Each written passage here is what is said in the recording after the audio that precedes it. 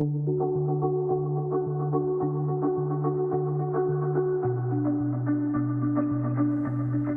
I'm McGrath, the Chief Executive at Procentia, and I'm joined today by David Fairs, who is a partner at LCP and the incoming chair of the Pension Administration Standards Association.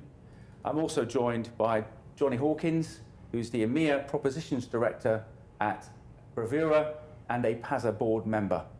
We're here today to talk about digital administration and how schemes can take a strategic approach to digital transformation. The pensions industry is undergoing enormous change at the moment. Regulatory change, societal change, technology change. What do you think schemes should be thinking about with regards to digital transformation? So I think it's really important they do have it on their agenda. I mean, as you said, the industry is going through enormous amounts of change. The regulator is beginning to focus on administrators, and it's beginning to look at their use of technology, their investment in technology. And I think, when we look at the investment that there has been, it's probably not where it should have been. So actually, when I was at the regulator, one of my big focuses was on data and data quality. Obviously, I had an eye to the dashboard coming, and it's really important, obviously, that data is complete, accurate, and digitized, ready for the dashboard. But we're on a backlog of investment in data cleansing, in technology. So I think it's a little bit daunting for trustees at the moment to think of the mountain that they've got to scale in terms of technology. And I think, some trustees are thinking of their own experience of technology and when you dial in to helplines or so on, and actually some of the technology is designed for the people who are asking you the questions. It's not user friendly. And I think where we have got to is technology has moved on. So actually with AI, it can be very tailored to the individual and very specific to them. So I think there's probably a mindset change that needs to happen, that actually technology is not dehumanizing the interface with administrators. It can actually tailor the experience that members have. It can be much more focused on the decisions that people have actually got to make at a particular time. So I think it's actually improving member service if you actually invest in technology. So there's a mindset change. But there is this big challenge of there is a scale of investment that needs to be made. And we've got a wide landscape in terms of pensions. There's some very small schemes and very large schemes. Obviously, some of the large schemes have really embraced technology and are using it to really enhance member experience. And I think if they could share some of their experience and then cascade it down into small schemes, that would be really great. Yeah. And Johnny, just picking up on the theme of AI, where do you see some of the real applications for AI are in administration? I think it's a case of using AI in the right points. So it's using AI where you can use it to personalize, you can use it to check, you can use it to automate the areas of mundane administration. You can also then use it to generate more for both less cost, but also of a repetitive, higher quality.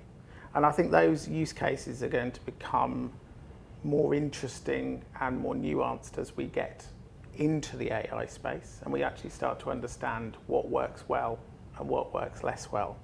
I also think from a development perspective, AI as a development tool for computer systems and the like is really going to change the speed and the ability to make technological change. Yeah.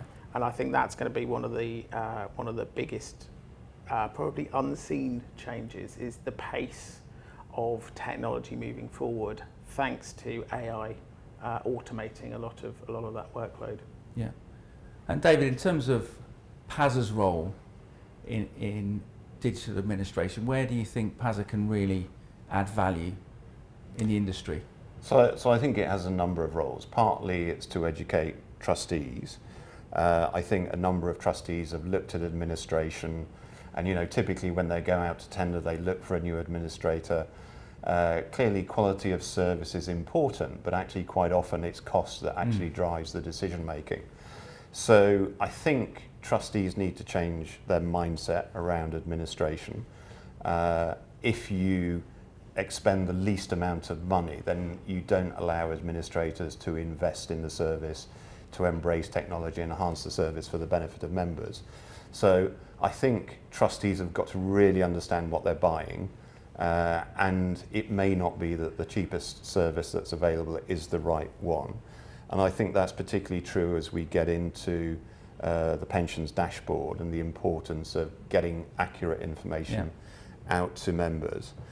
There is this point around enhancing the service to members by having online retirement as well as online information around how much benefit people have accrued. So member service, I think, can be digitised and improved with the right level of investment. And ultimately, I think if you digitise, you potentially create economies of scale, which mean that actually it's not necessarily a huge amount more money to do that. So the first thing is to make trustees aware of the value of the administration services that are there. There is a role for PASA to, I think, highlight what is really good experience in the industry and make people available, make the information available as to what can be done if you do invest in technology. So even amongst administrators, I think there are varying levels of capability around how people are using technology, how they're using AI. So making people aware of what's available and spreading good practice and encouraging that investment. But we do need, you said right at the start, there is a skills shortage. We do need to encourage people into administration. We need to show them that it's an exciting career. It can be at the forefront of technology. So PASA's got a role of attracting people industry and making sure there's a pipeline of talent. And PASA has a role with the regulator. We interface with the regulator. We understand what their concerns are. And it's to help our members deal with the regulator in an effective way and show the pensions regulator that we're raising the standards of administration, we're embracing technology, and we can be relied on to get the message out about what they expect and help our members to achieve the standards that the regulator wants. I think the key thing there as well is making sure that there is some common standards. I mean, if we look at why PASA was born, it was to create standards where standards don't exist. And that's, I think, with digital administration, it's creating that next generation of standards that actually say this is what good and this is what excellent looks like in these digital age. And we were only discussing the other day that very much the role of an administrator and the roles of administration has changed phenomenally even since the pandemic, but it has evolved, and so the expectations on administration staff, administration departments and TPAs is quite different to what it once was. Yeah. Do you think there are any barriers to schemes really embracing a digital first approach to their administration?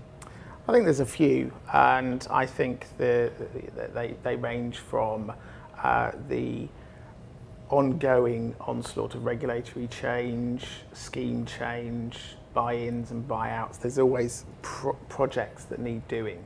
So there's always a reason not to undertake a digital transformation and digital change. You've also got the sort of slight apathy factor of, now's not the right time to do it. I've got to do something out, or we've been with this provider for years, we know them. Because quite often in going through a digital change, it is fantastic at the end, but obviously it's a change in how you work. It's a change in your operating procedures and your operating process. It's not just about technology, it's about the people as well, so they understand what they're doing. So I think those are some of the big challenges that are sort of controllable. I think you've then got budgetary spend because yes, it costs money to digitalise these things, but so you've got to look in the slight long term, which actually pensions is a long-term industry. So if you apply a long-term approach to correcting your data, automating your workloads and your workflows, and pushing things to members online, it means that you can be more efficient and deliver more quicker, faster, and more accurately in the years to come. But you have to have that vision to get you where you need to go. So I think there's a number of different barriers, and there's quite likely individual schemes and TPAs, etc., will have those same issues. I think some of it comes down to the fact that there is a lot of technology out there that was made, born, however you want to put it, 10, 20, 30, 40 years ago, that hasn't kept with the times. We know from data work that getting data in and out of these systems can be difficult. So when you apply that to doing anything in digital administration, it makes it a really hard ask. Yeah. And David, do you think PASA has a role to play there in terms of helping schemes along that journey? I think it does, but so I agree with everything that Johnny said. But I think, if you take a step back, the landscape is changing quite remarkably. So if you go back to 2012, there were 3,700 occupational DC schemes with more than 12 members. When I joined the regulator in 2018, we were down to just over 1,400. When I left the regulator 5 years later, it was below 1,200. Last year, it was below 1,000. And the regulator's saying we'll probably have less than 500 schemes by 2030. On top of that, you've then got the Mansion House Agenda announcements where the government is saying the 30 multi-employer master trusts it wants to reduce down. It wants down to a critical value of 25 billion. It wants potentially to move group personal pensions either into consolidated group personal pensions or into the master trust arena. So you've got enormous change in the DC market, enormous consolidation. Yeah. So there is that, actually, is it worth investing in the technology, or is it worth merging into a bigger fund and then taking advantage of that technology? And then if you look at the defined benefit space, we've got in the pensions bill that's coming a super fund authorization regime. You've got just under 5,000 defined benefit schemes. 2,000 of those have got less than 100 members. So, and that's also true of the DC landscape. You have got a few very large schemes and then a plethora of much smaller schemes. So I think when we're talking about investing in technology, we've got to recognise there are some enormous schemes that have the resources, the financial strength to invest in technology. They have the people, as Johnny was saying, to roll it out and take advantage of it.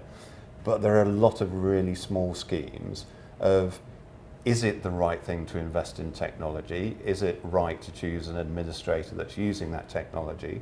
Or do you actually just merge into another entity? So I think, that is the shape of the landscape sort of doesn't help, and the varying size.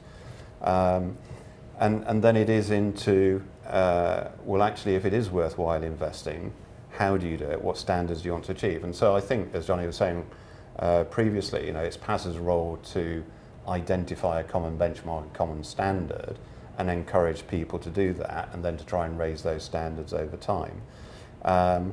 But I think particularly with technology, there is an awareness issue of what the art of the possible is, and actually, is it affordable, and who's it affordable for? So I think there's an enormous amount of information that PASA can collate and then disseminate to its members.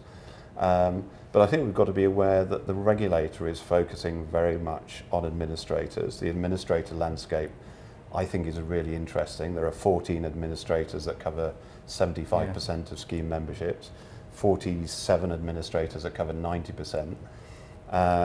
And that consolidation in the market is going to change the administration market. And the regulator is looking at a close eye. It's looking at all 47 of those administrators that cover 90% of membership, and is examining what they do. It's examining their systems, their governance, their profitability. So we need to help educate the regulator of what's important and what it should be looking at. We've got to help our members understand why the regulator is interested in this market. And ultimately, we might get to a position where the regulator thinks there should be an authorization regime for administrators, or some kind of accreditation to raise that standard. And I think PASA has a great opportunity to actually influence that and say, actually, you don't need to impose legislation and regulation, because actually the members of PASA have reached a standard which actually is acceptable and is doing the right thing as far as the regulator is concerned. Yeah.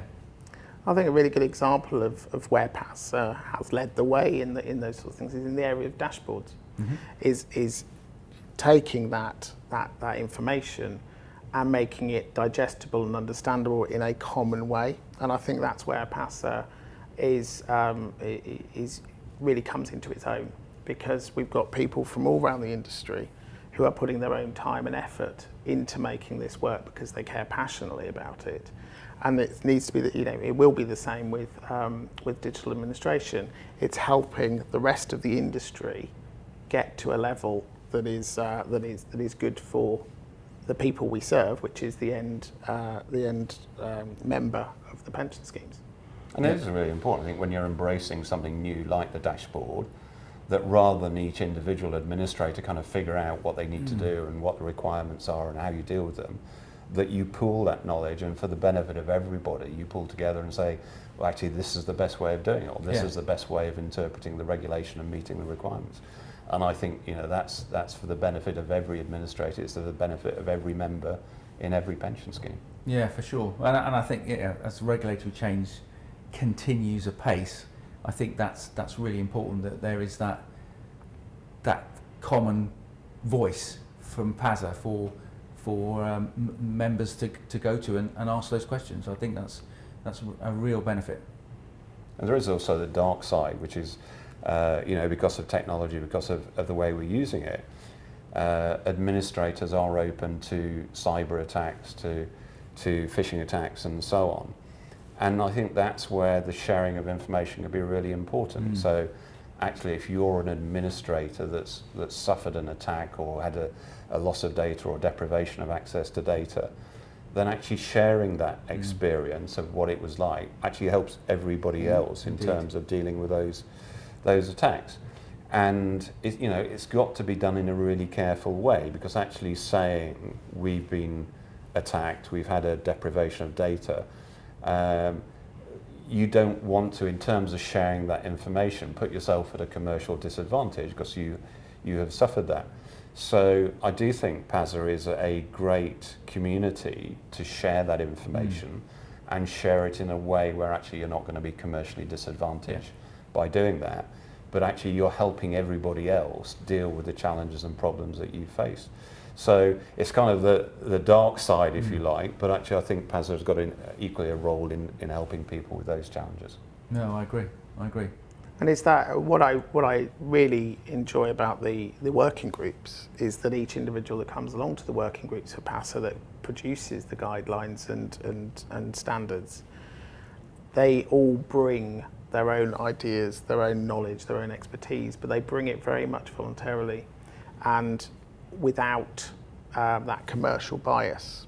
They come to raise on behalf of the industry rather than from a commercial perspective, which I think is admirable for everybody concerned, but also a huge source of benefit to the industry as a whole. No, indeed.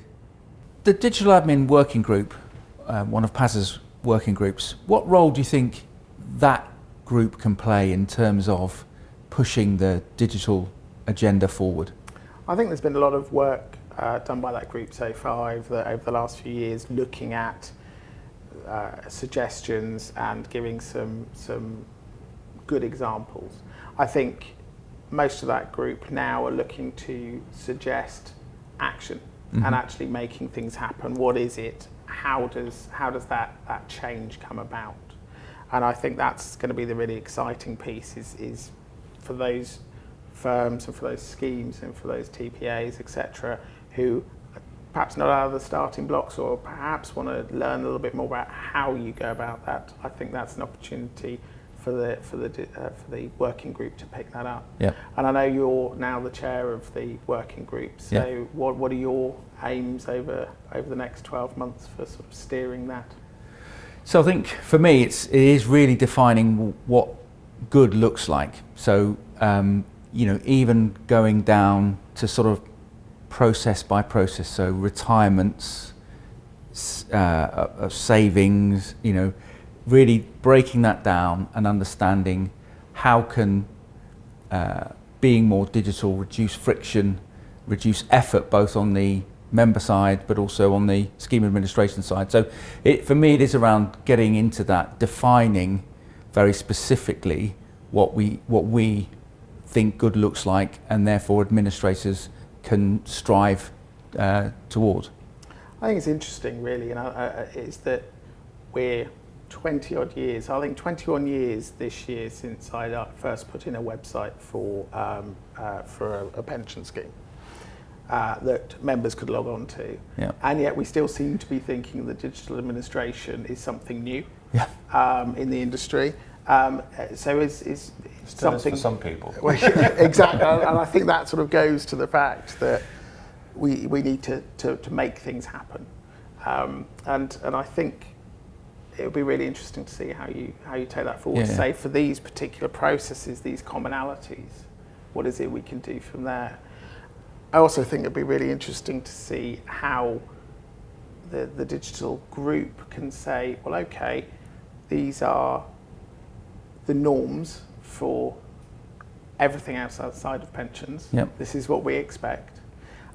Look at what the regulators are going to be bringing in around data and so on, and actually look to give the advice and make those recommendations. Yeah. So I think it's a really great opportunity. Yeah, and I do think to a certain degree there's been some judgments done around members, scheme members, and how digitally savvy they are. And I think, again, it's just misconception. So one of our clients introduced online retirements, and there were some naysayers who thought, our members are of an age, they're not going to log on and want to retire themselves online. The data actually proves the otherwise, that 60 odd, 70 odd % now of their members are choosing to retire themselves completely online. So I think busting some of those myths as well, I think is really important. Johnny, Bravura obviously operate globally around the world. So are you seeing any differences in particular markets? I think probably the one we're seeing that is very similar to the UK, and this won't be a surprise to anybody listening to the government in the last year or so, is Australia. They're quite a lot ahead of where we are now, and we're seeing the firms over there, the superannuation firms, are taking a long-term view over where they take their technology from and where they take it to. And we're seeing huge amounts of digital innovation and digital first operating models. So it's really turning what they used to do on its head. And they're doing that kind of as David was saying about where their schemes are merging in. So it becomes a bigger fund. And then they're looking at, as you were suggesting earlier, looking at each of the processes and how do we deliver this in a digital first but hybrid way. So there's always the people who say, well, yeah, but what about people who don't use digital? And I always sort of think, well, my dad's 86, 87, and he does everything online that he can. He might be a bit slow, but he gets there and he does it, and he wouldn't be without it. So it's about changing that model. So we're seeing that around the world. We're seeing similar in South Africa and New Zealand, and the UK will follow suit in that. And I think it's one of those things, if you don't do it, you're going to get left behind. And clearly there's going to be changes enforced if action isn't taken. Yeah. And David, in terms of the overall role of PASA, not just the Digital Admin Working Group, but how do you see PASA's role pulling all of that together? So, the PASA has a number of working groups, and quite often when we get something like a consultation that comes in, working out who's best to actually respond to it, who's got the greatest content, you don't want different working groups working on the same thing. So there's an element of just kind of managing who's going to respond to consultations or who's got the best insight. But quite often things straddle different working groups. So, at the moment we've got the FCA consultation around targeted support, and that probably has an interest for your working group. It has one for the DC working group. And so it's combining those views and making sure that we give a holistic answer to that. But it's also around looking at, a broader look at all the work that's happening in the working groups and seeing where that's going. And it's important that PASA has a voice in the industry and shares what we're seeing, both the opportunities and some of the challenges that we're seeing. So it's that sort of overall governance and oversight over the work, but also what should we as a body be saying to the industry and helping the industry and deal with some of the challenges and opportunities. Great. And if I could, so David, we'll stay with you, but if I could say, if there was one thing for schemes to prioritise around digital admin, what would you say the one thing would be from now? So I think there's a lot happening in the industry, and there's almost too much happening for trustees to do everything at once. So they will have a priority list, a timescale of when they're doing things. And I think it's important that they don't look at each of these projects in isolation. They look at where they can combine things. And, you know, I think technology, digital administration has a role to play. So rather than just doing your GMP and preparing your data or cleaning data, think holistically and think about where technology and digital administration can play a role in actually dealing with a number of these different things. But look at it in the context of your overall priorities and business plan. Great. And Johnny, same question to you? I think there's the key thing is to have a strategy. Is what is your strategy going to be? You know, is it going to be you're looking at it? Actually, you're probably going to go complete buyout within a few years. Therefore, it's managing the current position, or are you going to be around for a long time to come? Therefore, how do you go about that transformation journey, and what's your timescale for that? Because if we don't start planning for these things and schemes don't start planning for them, they're not going to happen. They don't happen overnight, and as David says, lots of other stuff will get in the way. So what is that strategy and what is that plan? And I think that's, once you've got that in place, you can start acting on it and you can start getting those areas sorted out. I think the piece that goes hand in hand with that is realising that what used to be what we possibly call project jobs, so making sure people's contact details are up to date, that your data's clean, all those kind of things, aren't actually project jobs. They are now business as usual. You need to maintain the quality, you need to maintain, and that goes for digital administration systems as well, is making sure those things are current and up to date. And that then fits into your strategies. How do you make all of that happen, and what's the most efficient way of doing it? Great. So it sounds like have a strategy and think holistically. Yep. Great. I've really enjoyed this conversation, so thank you very much, David. Thank you, Johnny. Thank you. Thank you.